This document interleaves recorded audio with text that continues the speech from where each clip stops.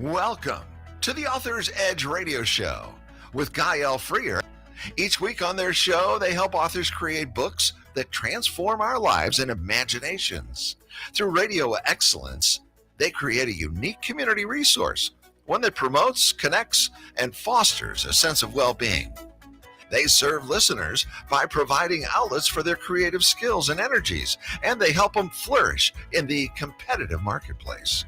Their weekly show provides intros, writing spotlights, helps you in promoting your book, your writing, your publishing, your marketing tidbits, and much more. Okay, audience, here's the Author's Edge radio show with Guy L. Freer.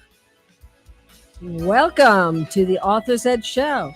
Join host Guy L. Freer for lively conversations with writers, publishers, songwriters, illustrators, and artists as we dive into the art of storytelling. Catch us every Saturday at 8 a.m. and Sunday at 7 a.m. on KWRH FM 929 and KXOK FM 1029, or stream online at KWRH929.com and KXOK1029.com. And via free apps, iHeartRadio, Odyssey, and TuneIn. We're also heard nationwide Monday to Friday, 8 to 9 a.m. on the My Genre Radio Network. Missed an episode?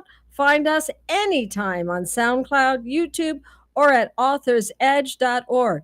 Now that's authorsedge.org.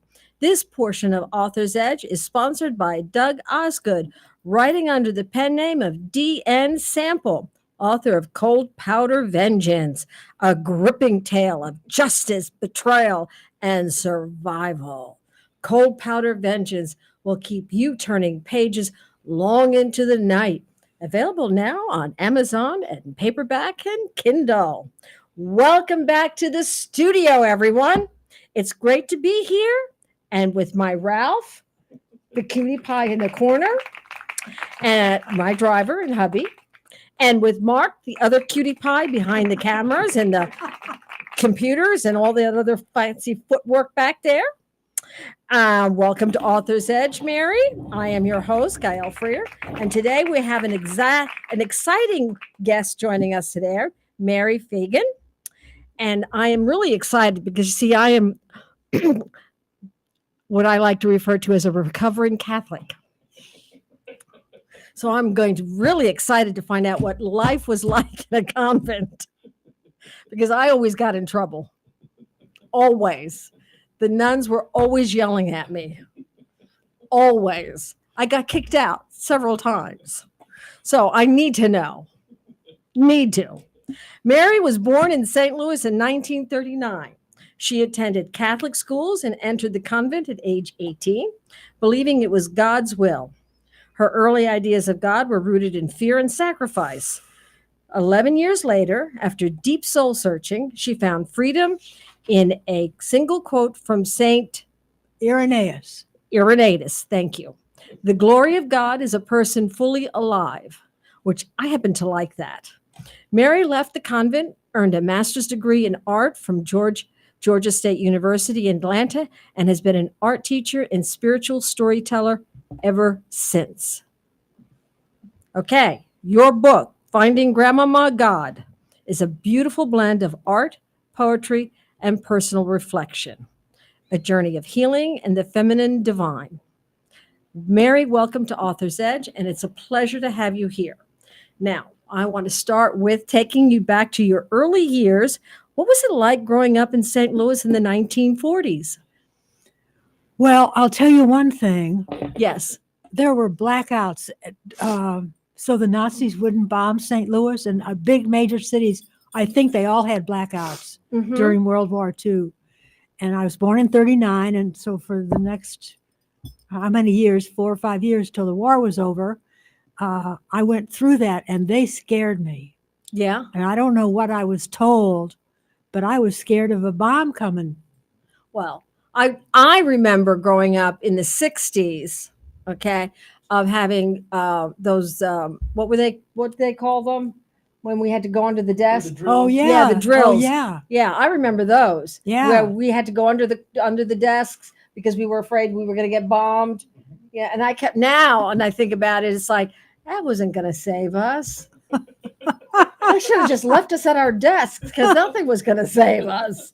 Oh, that was the silliest thing. So when you, I mean, really, when did you first sense that you were drawn to a spiritual life? It's hard to say when. It's like I almost always knew I was supposed to be a nun, but I don't remember when, when that began. My aunt was maybe 6 feet tall. She got a PhD. She was a nun, my mother's only sibling. And she got a PhD in 1932 when not many women were getting PhDs. No, not then. And she was president of Fontbonne for many years. And she was in my life, I have a picture of her on Fontbonne campus holding me, and I'm 2 or something. And there she is in the old-fashioned habit. So she certainly influenced me. I saw that she had claimed power in a way that most women hadn't. Oh, okay. I would say that. So she was kind of admired that. She was so sure of herself. I did kind of admire that. Yeah. Yes, that would make sense to me. But of course, I didn't think it through. Know. Yeah. Right. Yeah. But there's I don't know what you call that kind of unconscious influence. Influence. Yeah. What did 18-year-old Mary imagine life in a convent would be like? Well, I certainly didn't know about the beginning years, but I expected I would be a teacher, and that was certainly okay with me. That part. Well, can you tell us what life was like in a convent? Well, in the beginning, and there were 50 of us or so who entered that year. There aren't 50 anymore. We lived in our beds were in dorms. Maybe 8 or 10 beds in a room, and or they called it ordinary silence. What does that mean? It means you don't talk if you pass somebody in the hall. Or you might say a spiritual kind of greeting, but then you don't have a conversation. You keep the place quiet. Okay. That must have been hard, though. Well, it would have been hard for me. That was here in St. Louis? And what location? Down at Carondelet, that big building on the river, on the Mississippi. Mark would know where that's at, I'm sure. It's a beautiful big old building. Okay. Yeah. Is it still there? I'm sure. Yeah. So then tell me what your daily life was like. Well, we did have classes. I don't remember what they were, but, on spirituality. And it was church first and mass and meditation time, breakfast. But I bet we didn't talk during breakfast. I bet it was quiet time. And then we had some classes. I'm not sure what they were. And we did have recreation, It was strict. It was certainly regimented. We were really clear what to do this hour and that hour. Did you enjoy it? It's not the right word. I believe that's where I belonged. You felt comfortable. I think so. I don't think I judged it much. I believe that's where God wanted me. Okay. It's hard to say more than that. So what made you decide to leave then? I mean, well, thing, go ahead. That's a bit, no, I was just going to say that's a big decision. It took years. Every morning I'd wake up and look in the mirror and say, should I stay or leave? Every morning for a couple years anyway. I didn't know. And most of us had just finished high school. A few had done some college of the 50 young women. And so at some point we were asked, in the first year, we were asked what we wanted to major in. I said art or sociology, and they put me in English. Sounds like the Army. Sounds like the military. Yeah, sounds like the military. What do you want to do? Where do you want to go? Europe. So they send you to China. Yeah. That's what they do. Well, no, what they did with my father is he wanted to go to Korea. So they sent him to France. Yeah. Yeah. And I'll never know why. I'll never know why. Right. And it wasn't a place where you ask. And there's so much about God's will and, and I had a notion of God that was scary. What was your notion of God? Pretty much that God appreciated sacrifice. And I had some fear, too much fear of God. Okay, well, that's exactly how I saw it too. Yeah, yeah. We were taught that, I guess. Yes, And of course, I was taught by nuns who were embodiments of that. Well, I went to public school, but every Wednesday, we went to catechism classes to, like for confirmation, to be confirmed, or for communion, and then to be confirmed, you went to catechism classes, and the nuns were scary. They were just scary. I mean, that ruler was horrible, and I'm not kidding when I say I got asked unceremoniously to leave on several different occasions because I asked too many bloody questions, and I just couldn't understand why they were mean, and I didn't understand it. Why are nuns mean?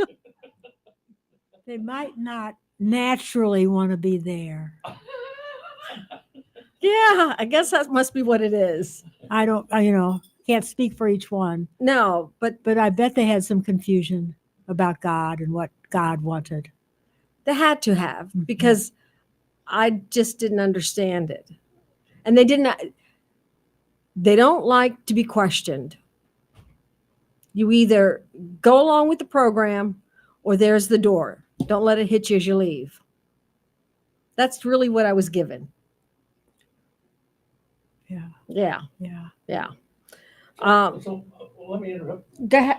Ask this. So Mary, you were then trained as an English teacher, and you taught English at the elementary level or the high school level, or who did you teach English So to? we left Carondelet, Okay. that convent, and moved to was called the Juniorate. We moved to Fontbonne, and that's where most of us got a beginning degree, AB, whatever. Okay. A few, I know, I'm thinking of my friend Peggy, who went to St. Louis U, and she became a physical therapist.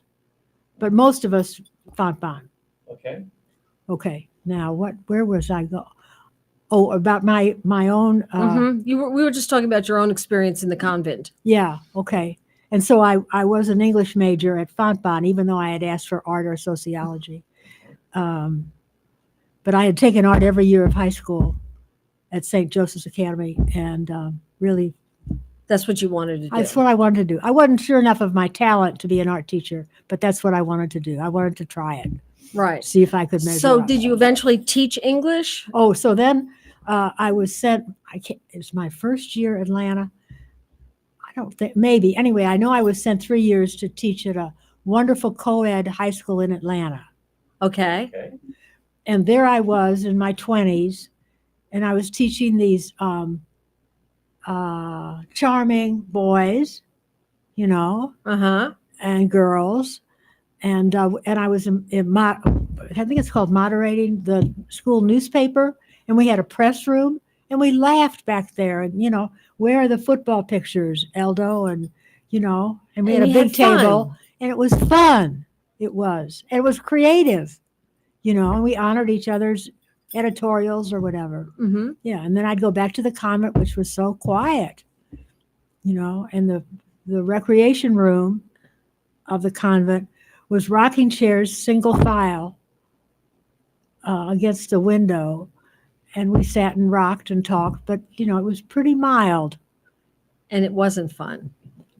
Not the word "fun" is too strong a word.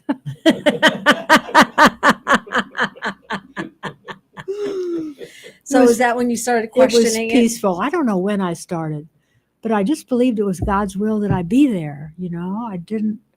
Yeah. But then I began questioning after, say, 8 or 9 years in, and by 11 I was out. Yeah, yeah. Because my notion of God changed. God wasn't this demanding one who loved sacrifice. God was, well, first of all, unfathomable, but love. And the God who made me love art. Right. That helped a lot. Yeah. That does help a lot. That really does help a lot. Made me with my creative tendencies, yeah. What was the hardest part about starting over? So when you okay, let me ask you this before I ask that next question. So, what was it like leaving the convent? I mean, what was the let me what was the process of leaving the convent? I was at St. Joseph's Academy then, Mm-hmm. and I went down to, my parents were in Europe, I think, and I had their car, which is amazing. Nuns were beginning to drive. Anyway, so I went down to Carondelet to tell them I was going to leave. I can't think what she said. She might have told me, I think she told me come back in a certain number of months, 3 or 4 months, and see if I changed my mind. And of course I hadn't. So I went back there and told her no. But then I left and moved back home. What was their attitude towards you about that? Well, come back, she didn't accept it. I mean, I had to go back. She didn't accept it. Come back and see if you've changed your mind. Just once they made you do it, or did they do it more than Just once? once. Just once. Second time, I don't remember the second time, but I think it was pretty efficient and short and all that. Uh-huh. She Okay. saw I was clear. I was not You were confused. determined. Yeah. Okay. Yeah.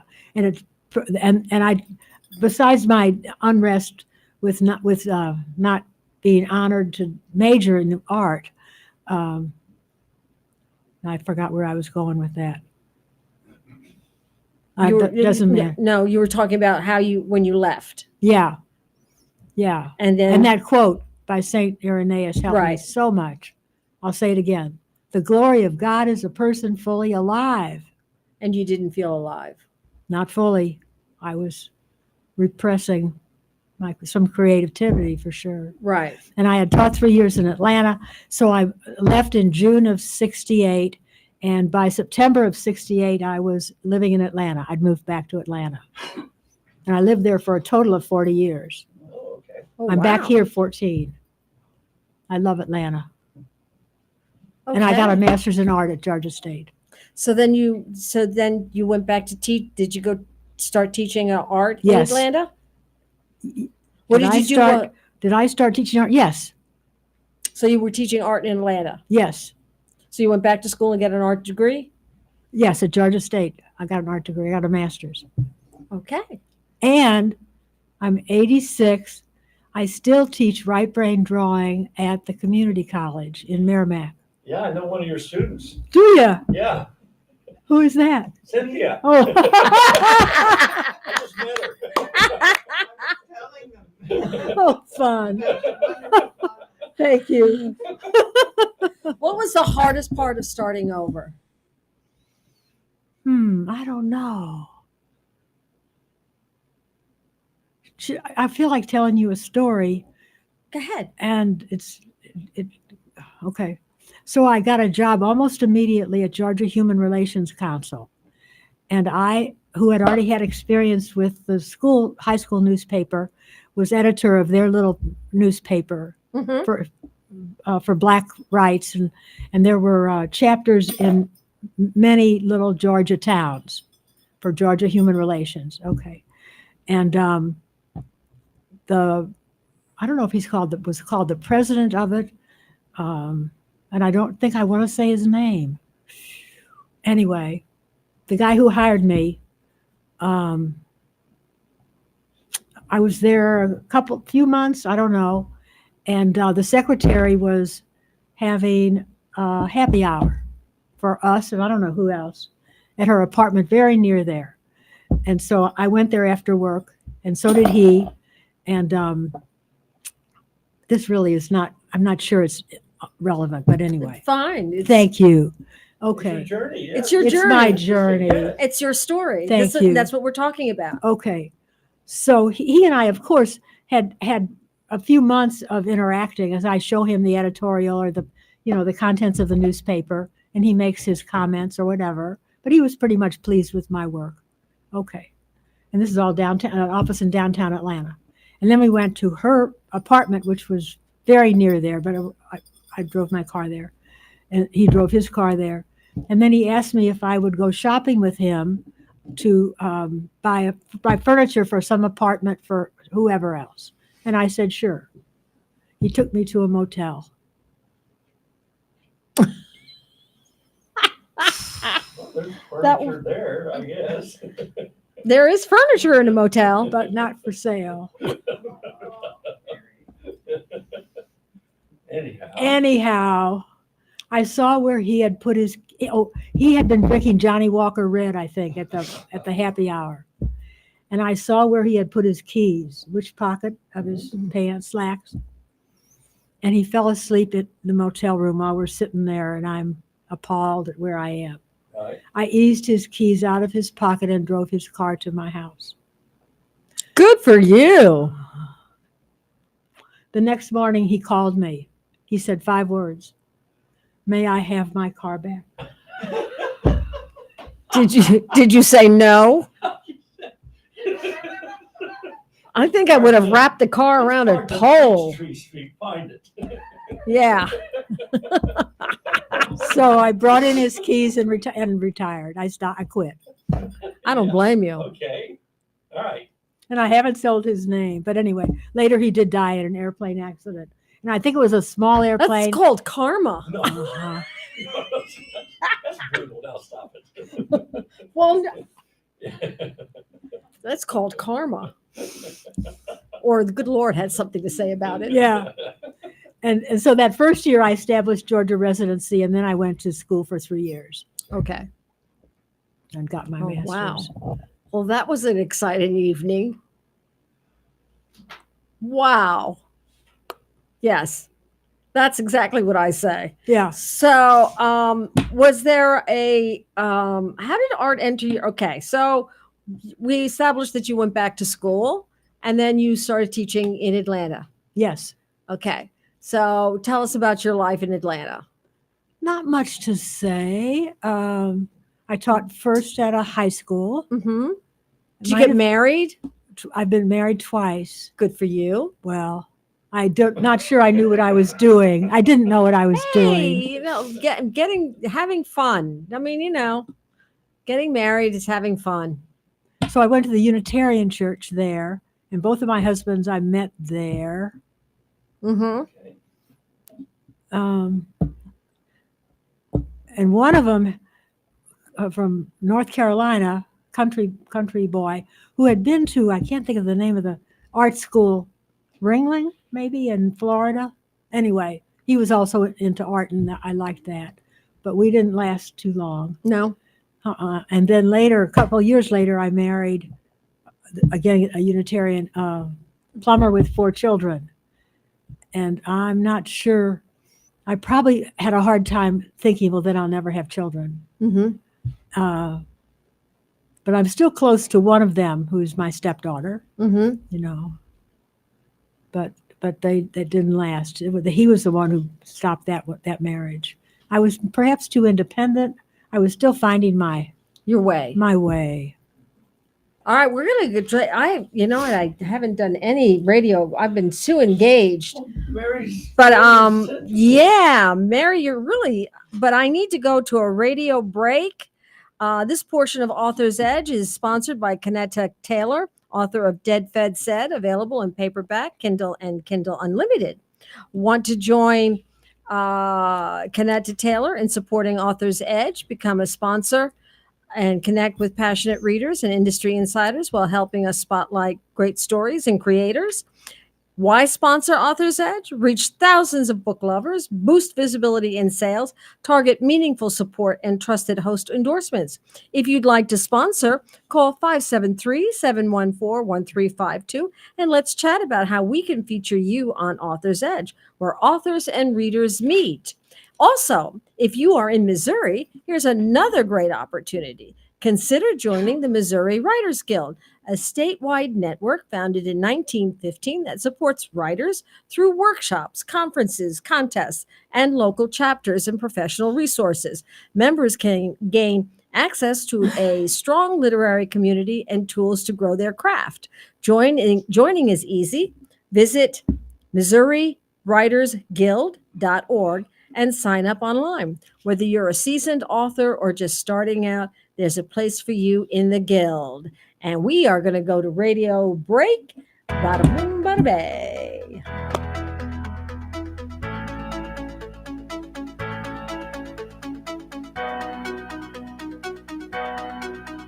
Potro Restaurant and Market, located at 6920 Manchester Avenue, 1 block east of McCausland, offers the finest variety of Mexican and Central American groceries and goods. El Potro Restaurant serves authentic Mexican and Central American cuisine, including daily specials, not to mention the best horchata and tastiest margaritas in St. Louis. Open 7 days a week. El Potro, 6920 Manchester Avenue, 1 block east of McCausland.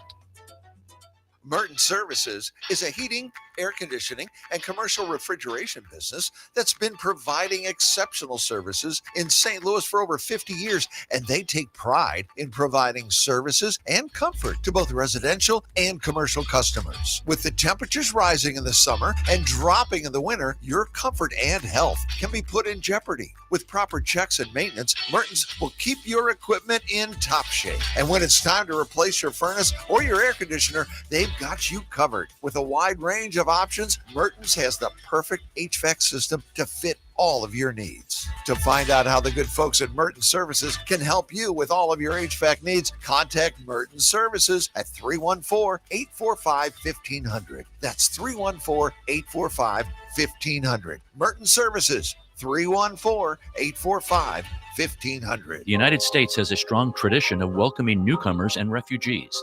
The Welcome Corps is a new service opportunity for Americans inspired to welcome those seeking freedom and safety and in turn help strengthen their own communities. Welcome Corps is a public-private partnership that is inspired by what Americans represent to so many around the world, a beacon of hope and refuge. All it takes is a helping hand. Are you ready to learn more? Contact the International Institute of St. Louis at info@iistl.org or call 314-773-9090. That's info@iistl.org or call 314-773-9090. And we're back. Welcome back to Author's Edge on KXOK FM 102.9 and KWRH FM 92.9 and streaming online at KXOK1029.com and KWRH929.com. I am your host, Gael Freer, and we're back with Mary Fagan, whose journey from the convent to creativity reminds us that inspiration can bloom at any age. You like that? I like that. I'm telling you, I'm getting so creative with these things. I'm telling you. Let's talk about the heart of your book, what it means to write about God through a woman's eyes and an artist's hands. Why did you write this book? I wrote this book because, and actually in the Unitarian Church, we had many, what are they called, workshops. I don't know what else they're called. And I took workshops on goddesses. Mm-hmm. Yeah. And God has to have the feminine. I was going to ask you, do you think God's a woman? Well, it's all beyond our little minds, I think, our little bitty minds.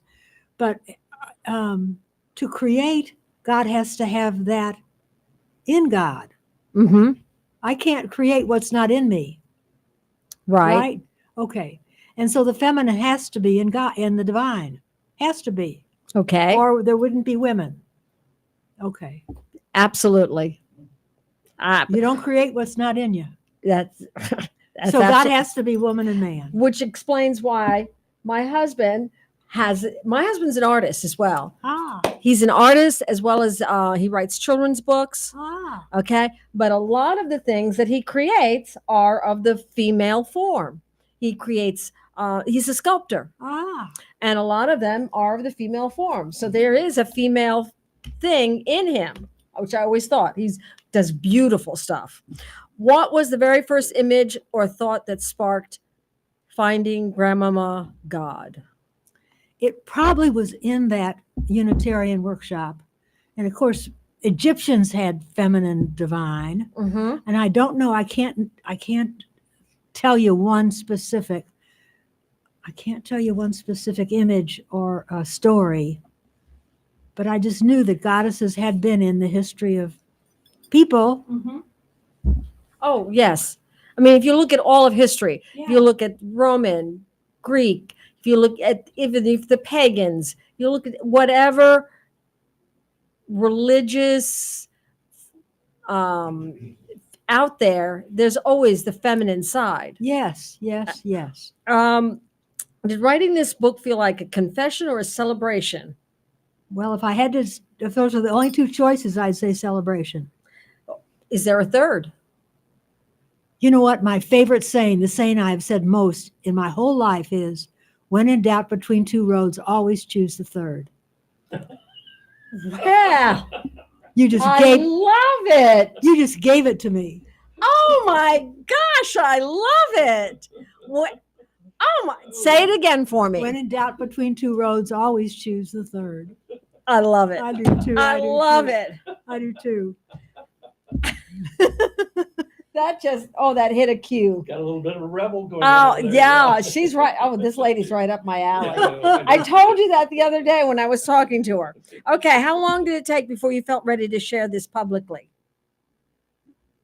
How long did it take you to share this book And of publicly course, with everybody? the book How long? is, How long did it take you to write it? Yeah, the book is poems, and that's years and years Yeah. of the poetry. So I don't know how long, but I'm thinking 5-7 years, maybe. Okay. Probably of those poems. What was the hardest story to include in this? Don't know really. No. What was the easiest thing to include? I mean, they all came, I don't want to say effortlessly, but they flowed pretty much. What would you like to share with us now?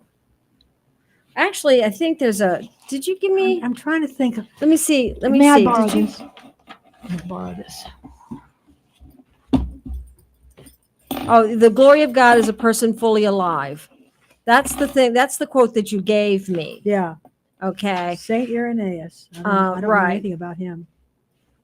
But was there something specific that you'd like to share with us? Maybe.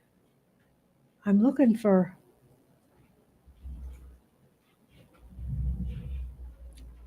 A poem. I almost know it by heart. I'm going to try it rather than. Okay. I know what you need because I'm beginning to know what I need. I mean, deep down, though, one basic thing before house and food and money and romance and friends.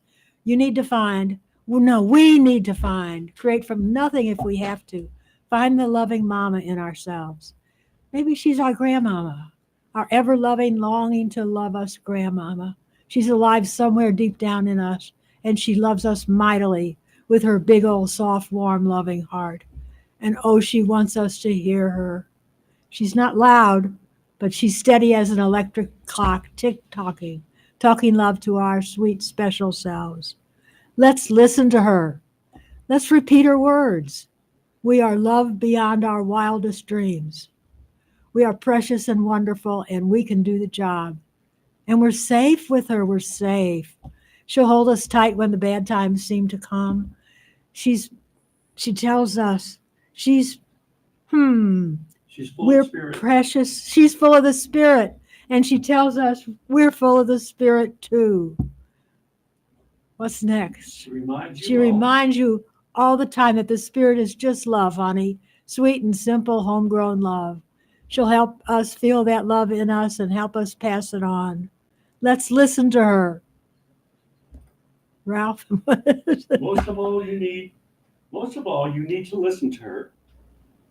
Stay close to her. Let her rock you. Let her rock your soul all day. Let her sing to you, croon to you, sing gentle hymns at night.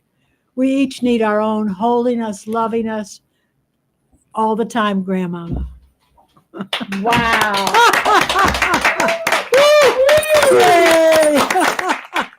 Thank you, Ralph. Oh, I can't remember my address most of the time. You are reciting a poem that goes on a couple pages. Wow. That's the core of the book. Lovely. So tell us how that came about. Tell us what that core means to you.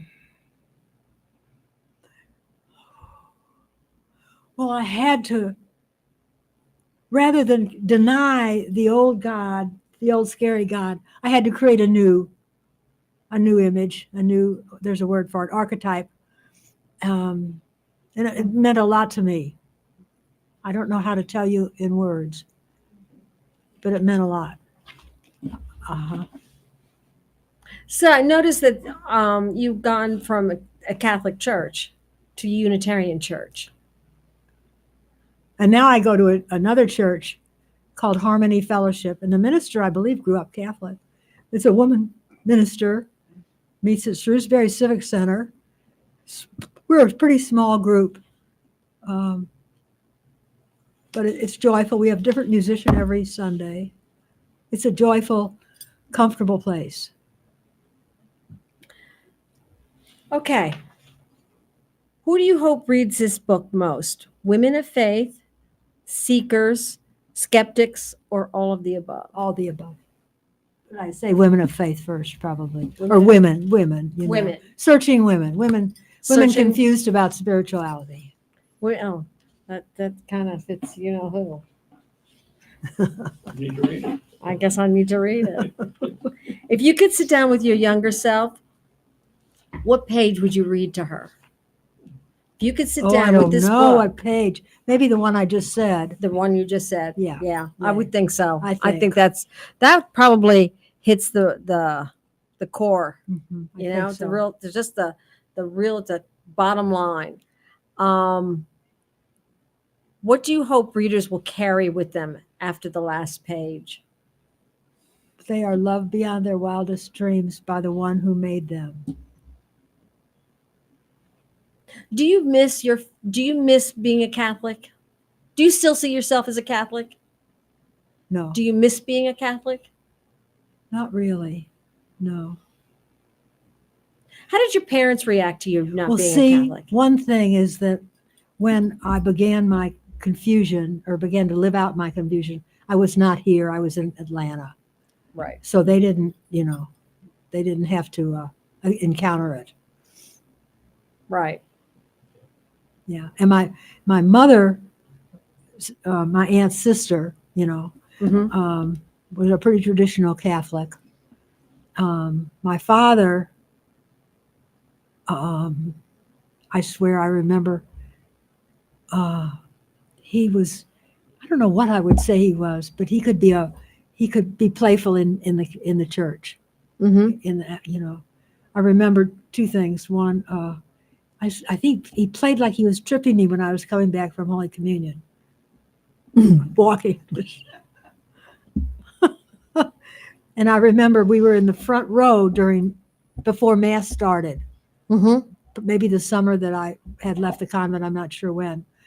The very front row, and the altar boy had come out in his altar boy garb to light the candles, and he was having a hard time. And Daddy said in a stage whisper, "Hit it from the left, boy. Hit it from the left." I mean, he'd like to play around in church a little bit, anyway. See, I was raised with a Irish Catholic father, and my mother is a French Catholic. Okay, which is, I mean, my mother was raised in France as a French Catholic, but her parents were not. They were Catholics. They went to church. They didn't go to church every Sunday. They went to church on holy days, but they didn't go to church every Sunday. They were communists in a way. They were The French tend to be socialists. socialist communists. They weren't, I don't know. In France, they were poor people, but they didn't go to church every Sunday. They went to church on holy days. But they had to be married in the church. That was you had to be married in the church. There was no question about that. And my mother marrying an American was not the hot top 10 things to do.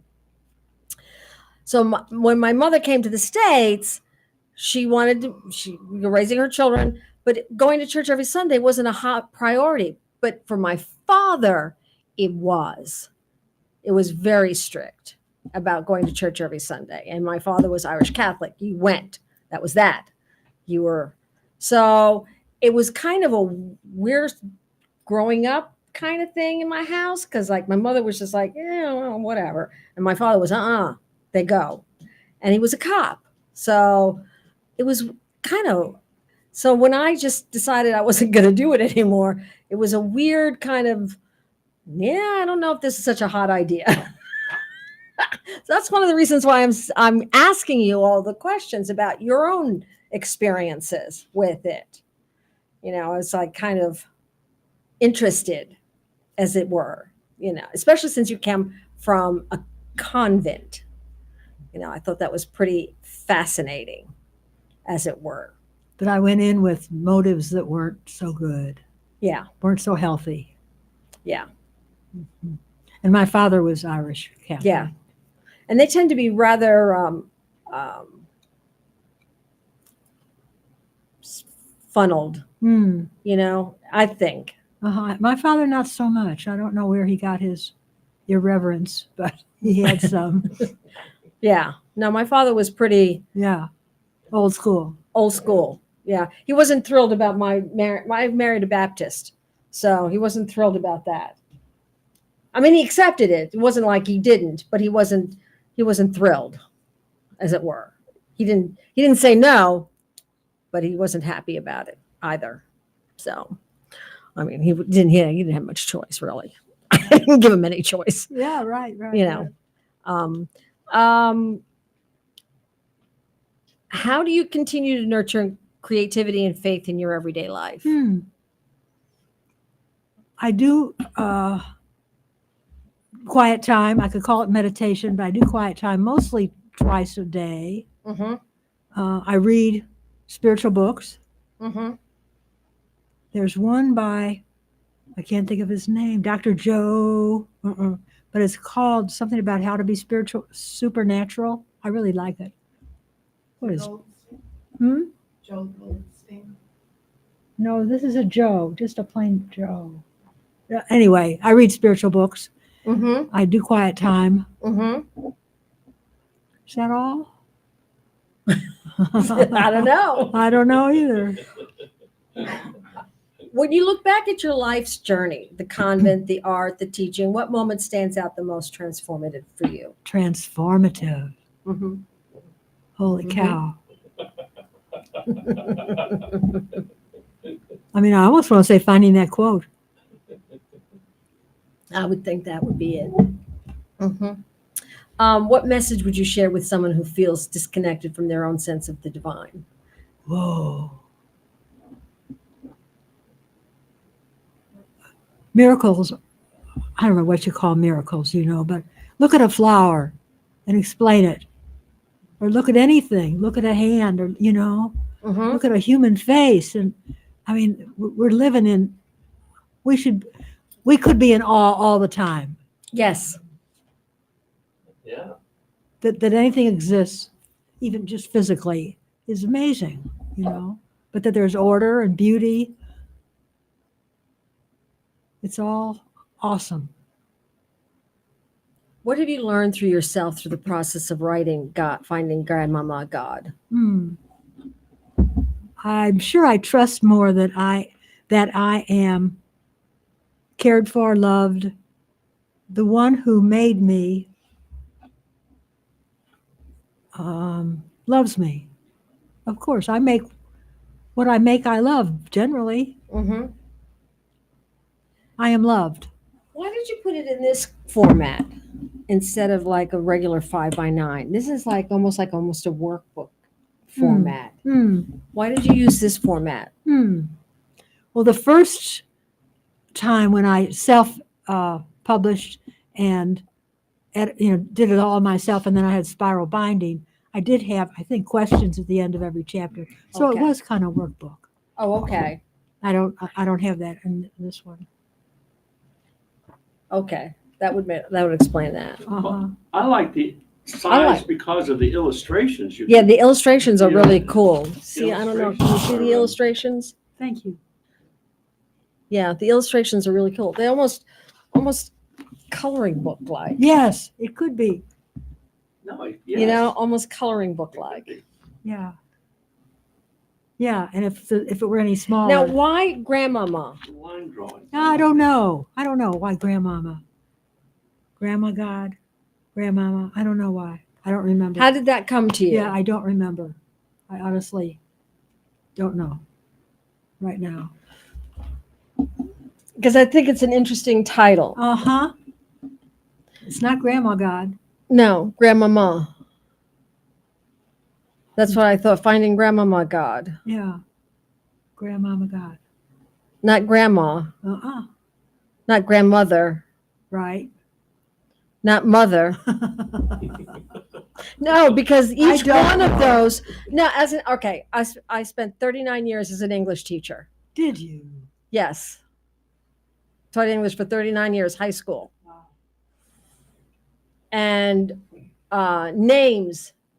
There's a reason why people pick names for things. You know, like when you hear the name like Letha for a reason. You know, that gives you a different feel than Gael, than any other Letha or Linda. Those two names, you picture somebody different in your head for Letha than you would for Linda. Okay? For sure. All right. So when you say grandmama or mother or mom or grandmother or grandma, all of those have different images in your head. So that's why I was asking, why grandmama? Perhaps to be less expected. Yeah, you know, she's more unique than we, yes, something like that. grandmama. It's almost like if for me, it would be like a foreign name, grandmama. That would be something I would call my French grandmother, Ah, grandmama. uh-huh. That's like not an American name in my head, but I don't know what other people would think. Yeah, yeah. I guess I wanted it to be unique or something. like Yeah, that. it is unique. It's very unique. That's why I was Like pointing. we don't know her. Yeah, she's removed. Uh-huh. In a She's way. beyond our normal thinking. Yeah, yeah. That was my thought. I think, yeah, I agree. Okay, I need to do a radio identifier. Let me see. Somewhere in here, there's a radio identifier. Welcome back. No, that's not the one I need to do. You're listening to Author's Edge, coming to you from KXOK FM 1029 and KWRH FM 929. I'm your host, Gail Freer, and today I'm talking with talented Mary Fagan, author of Finding Grandmama God. Stay with us as we explore how faith, art, and courage have shaped her remarkable story. So, why did you move back to St. Louis? Family. Okay. And where can we get your book? Amazon. Okay. And Barnes and Nobles? I think so. Okay. Yes, she No says. less. Thank you. Okay. And when you paint, do you feel the same presence you sought when in prayer? When you paint? What a question. I don't paint much. I draw. You draw. Those are drawings. Do you find Maybe I'll have to say sometimes. Okay. Do you still do your art? I still teach. I'm not doing much art right now. Any reason? Busy. Oh, oh Lord. I guess I'll just say it. Go ahead. June 9th, I fell, broke my femur. Oh. And I think you did tell me that. did I tell you that?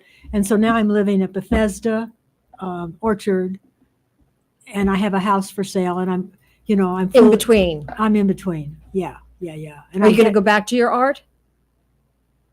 Well, I am still teaching it. Right, but are you going to Will go back I go to your back to my art? I bet I do, but I would want a project, a motivation. Yeah, that's what my husband always needs. He needs a motivation too. Yeah. He's in the middle of cleaning up his studio. As a matter of And I'm cleaning up my house. That's a big project. Yeah, it is. Gotta be, yeah. Yeah. And so there's so many what am I going to do with this, all that? Right. Yeah. Is there another book on the horizon? Whoa. I do have some children's books. I should have brought them, but I didn't think of it. But I wrote, what years before. I don't have a book plan now for a future book. You don't have a book plan now? I don't have a plan right now. What are some of the titles of your children's books? One that I love a lot is called Rainbow Child. Rainbow, and what is that one about? And what is that one about? I'll have to bring it to you. Okay. Yeah. You have another one? One is called Questions to Ask a Cat When It Comes Home from a Trip. Questions to ask a cat when you come home from a trip. I love it. What kinds of questions do you ask a cat when you come home when it comes home from a trip? When it comes home from a trip. Did you meet anybody? Was anybody nice to you? Did you get fed? I love it. I love it. I love it. I think I can get you a copy. That I love it. Each page has one question, Okay.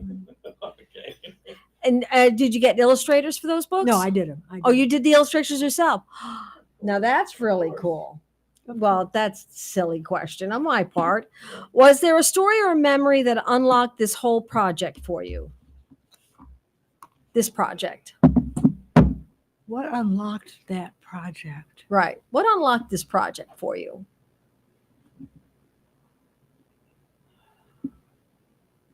Well, certainly I began to, I can't remember, and that question I could translate as what demanded me to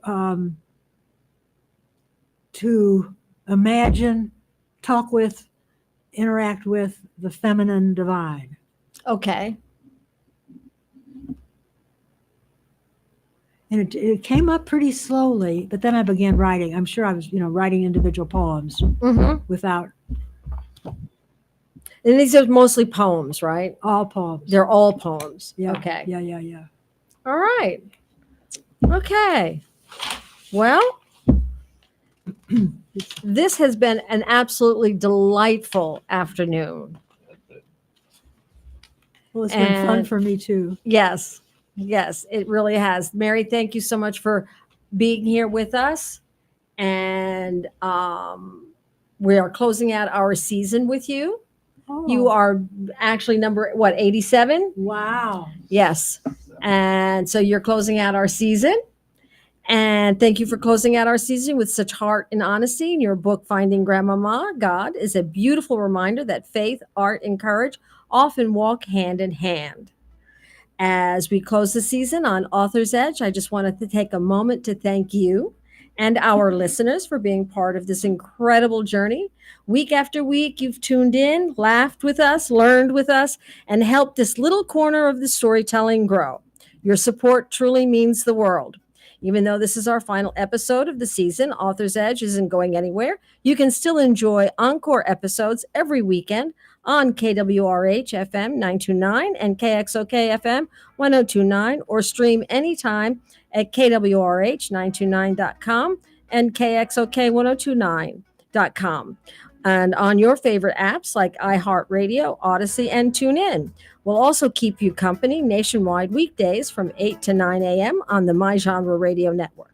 And if you missed a favorite conversation, every episode lives on SoundCloud, YouTube, and authorsedge.org.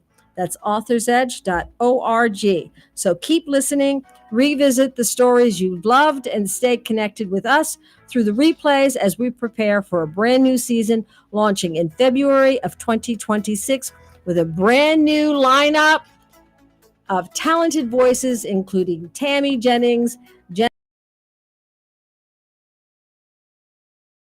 Until then, keep reading, keep creating, and remember, every story begins with a single spark of imagination. This is Guy L. Freer. Thank you for listening, and we'll see you around the inkwell.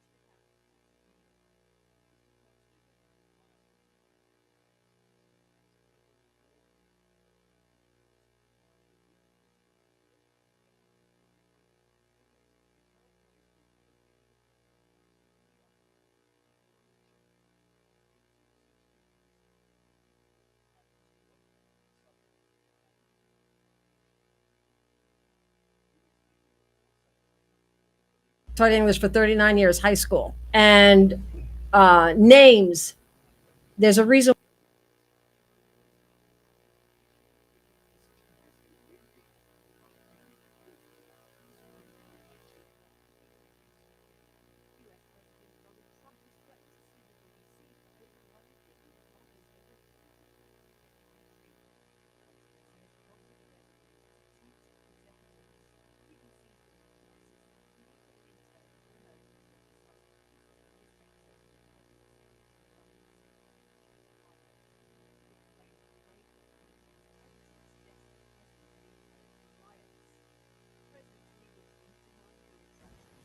Expected. Yeah, you know. She's more unique than we.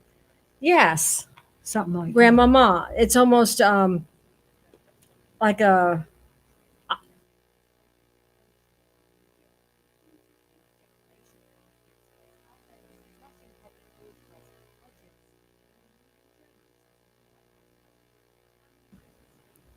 uh, a foreign name, grandmama. That would be something I would call my French grandmother, grandmama. That's a, like not an American name in my head, but I don't know what other people would think. Yeah. I guess I wanted it to be unique or something. Yeah, like that. it is unique. It's very unique. That's why I was Like pointing. we don't know her.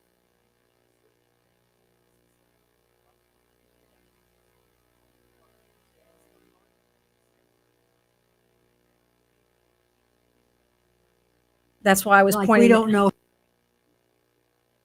That's why I was Like pointing. we don't know her.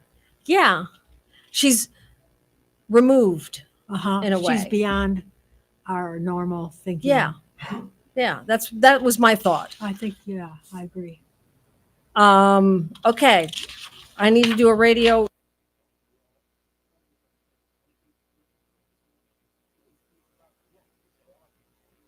But I don't know what other people would think. Yeah.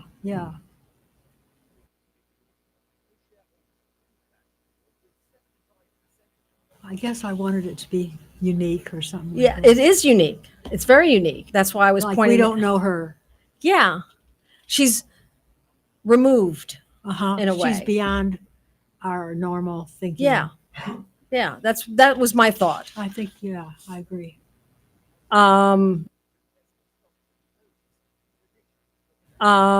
Okay, I need to do a radio identifier.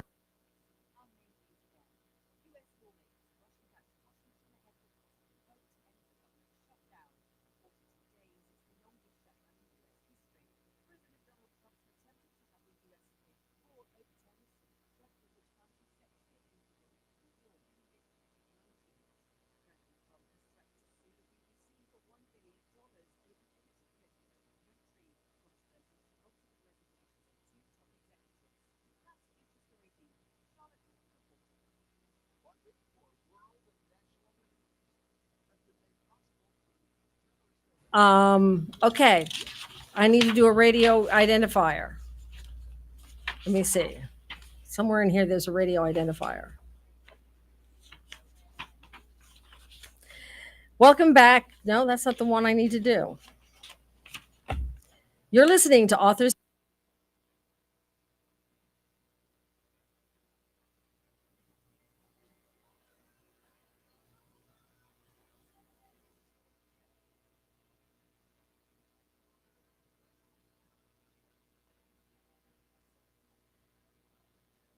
I think, I agree. You're listening to Author's Edge, coming to you from KXOK FM 1029 and KWRH FM 929. I'm your host, Gail Freer, and today I'm talking with talented Mary Fagan, author of Finding Grandmama,